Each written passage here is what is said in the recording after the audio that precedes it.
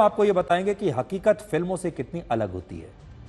Hollywood की फिल्मों ने अब तक दुनिया की यही धारणा बनाई है कि जब एलियंस भी इंसानों पर हमला करेंगे, पृथ्वी पर हमला करेंगे किसी दूसरे ग्रह से, तो आपको बचाने वाला सिर्फ अमेरिका होगा और उसकी अंतरिक्ष एजेंसी नासा के वैज्ञानिक आपको बचा लेंगे। आज सिर्फ बॉलीवुड की फिल्मों के कारण ही दुनिया भर के लोग नासा में जाकर काम करने का सपना देखते हैं, नासा को बेहतरीन एजेंसी मानते हैं, सोचते हैं कि अंतरिक्ष विज्ञान को नासा से बेहतर कोई और समझ नहीं सकता। नासा का नाम बच्चा बच्चा जानता है।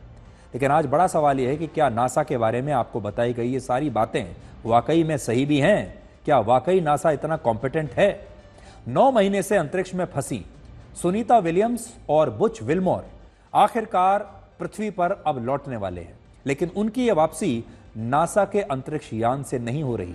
नासा उन्हें वापस नहीं ला पाया। वहां छोड़कर तो आ गया अंतरिक्ष के स्पेस स्टेशन में, लेकिन वापस नहीं ला पाया। वन वे जर्नी थी, यानी उन्हें वन वे टिकट दिया था। इन दोनों अंतरिक्ष यात्रियों को इलॉन मस्क की कंपनी स्पेस एक्स का एक अंतरिक्ष यान अब पृथ्वी पर ला रहा है। इस अंतरिक्ष यान का नाम है ड्रैगन और आज ही सुबह 10:35 पर इसे अनडॉक किया गया है। अनडॉक का मतलब है कि यह अंतरिक्ष यान इंटरनेशनल स्पेस स्टेशन से अलग होकर पृथ्वी पर लौटने के लिए अब वहां से रवाना हो चुका है। और इस अंतरिक्ष यान में सुनीता विलियम्स और बुच विल्मोर को मिलाकर कुल मिलाकर 4 अंतरिक्ष यात्री अब वापस पृथ्वी पर लौट रहे हैं। बड़ी बात यह है कि प्रत्येक अंतरिक्ष यात्री की वापसी पर नासा लगभग 500 करोड़ रुपए खर्च करेगा और 4 यात्रियों के लिए कुल मिलाकर 2000 करोड़ रुपए नासा को स्पेस एक्स को देने पड़ेंगे। यह खर्चा है 4 लोगों का 2000 करोड़ रुपए खर्चा है अंतरिक्ष यान से स्पेस स्टेशन अंतर्राष्ट्रीय स्पेस स्टेशन से पृथ्वी पर लाने का। सोचिए दुनिया नासा के बारे में क्या क्या सोचती थी। आज स्थिति यह है कि अपने अंतरिक्ष यात्रियों को पृथ्वी पर वापस लाने के लिए उसे स्पेस एक्स को 2000 करोड़ रुपए देने पड़ रहे हैं। नासा की इस नाकामी का बड़ा कारण यह है कि उसने मशहूर कंपनी बोइंग के साथ अंतरिक्ष यात्रियों को वापस लाने के लिए जो स्पेसक्राफ्ट विकसित किया था, वो कई कोशिशों के बाद भी सफल नहीं हुआ।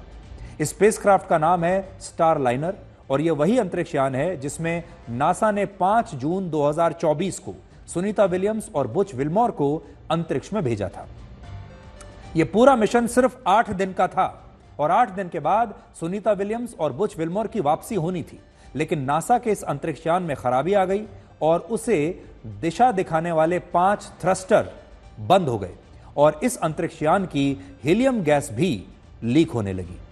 नासा ने कई कोशिश की, लेकिन वो हॉलीवुड फिल्मों जैसा कोई चमत्कार नहीं कर पाया। यानी हॉलीवुड की फिल्मों में तो नासा कुछ भी कर देता है, लेकिन यहां नहीं हुआ क्योंकि यह असलियत है। आखिर में उसे एक private space company space x की मदद लेनी पड़ी और इससे आप समझ सकते हैं कि नासा की असली क्षमताओं को शायद अमेरिका ने फिल्मों के जरिए दुनिया के सामने बहुत बड़ा चढ़ाकर पेश किया है।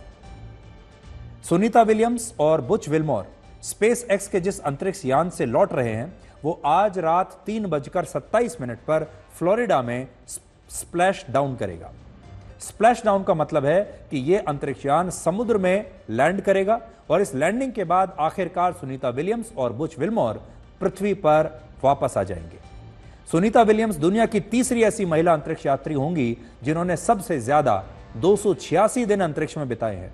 उनसे पहले क्रिस्टीनिया कोच 328 दिन बिता चुकी हैं और पेगी विटसन ने 289 दिन अंतरिक्ष में बिताए हैं।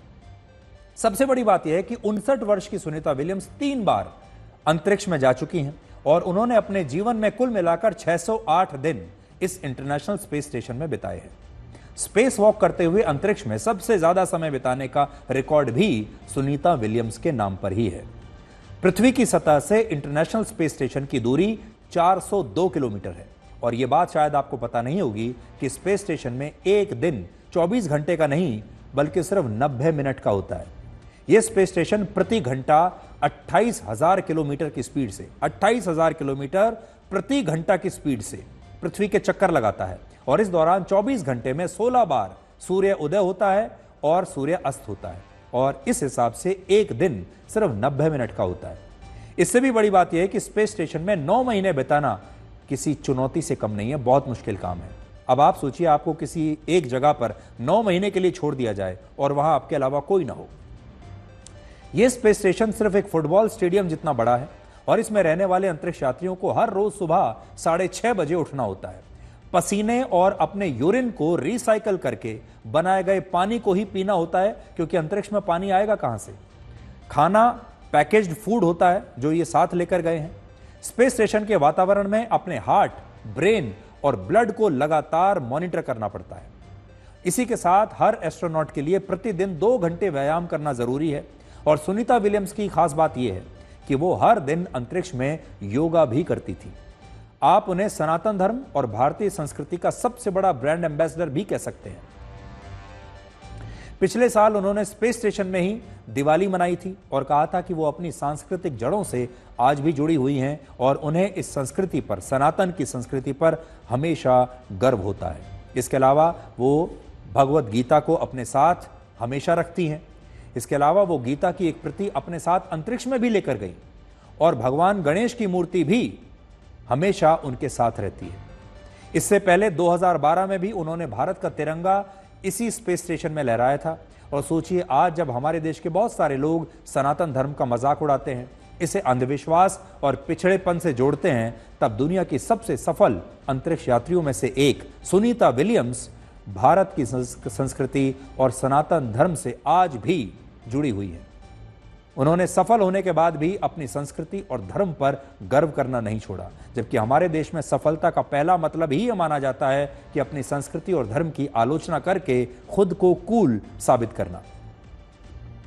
सुनीता विलियम्स के पिता डॉक्टर दीपक पांड्या गुजरात से थे और वो वर्ष 1958 में भारत से अमेरिका चले गए और सुनीता विलियम्स का जन्म अमेरिका में ही हुआ था और वो हमेशा से अमेरिका में ही रही हैं। लेकिन वहां रहते हुए भी उन्होंने सनातन धर्म की जड़ों को कभी छोड़ा नहीं। हालांकि आज जब वो वापस लौट रही हैं, तब प्रधानमंत्री मोदी की एक चिट्ठी हमें मिली है जो उन्होंने 1 मार्च को सुनीता विलियम्स को लिखी थी। इसमें प्रधानमंत्री मोदी ने उन्हें साहसी बताया है और कहा है कि वो उन्हें पृथ्वी पर लौटने के बाद भारत में देखने के लिए उत्सुक हैं और भारत के लिए अपनी सबसे शानदार बेटियों में से एक की मेजबानी करना बहुत खुशी की बात होगी। तो अब पूरी दुनिया को इंतजार है सुनीता विलियम्स की वापसी का, जो कि अब से कुछ घंटों के बाद वापस आ रही है। इस समय वो रास्ते में होंगी और जब वो वापस आ जाएंगी तो हम उनकी वापसी पर भी एक विशेष ब्लैक एंड व्हाइट विश्लेषण करेंगे जो कल रात आप देख पाएंगे।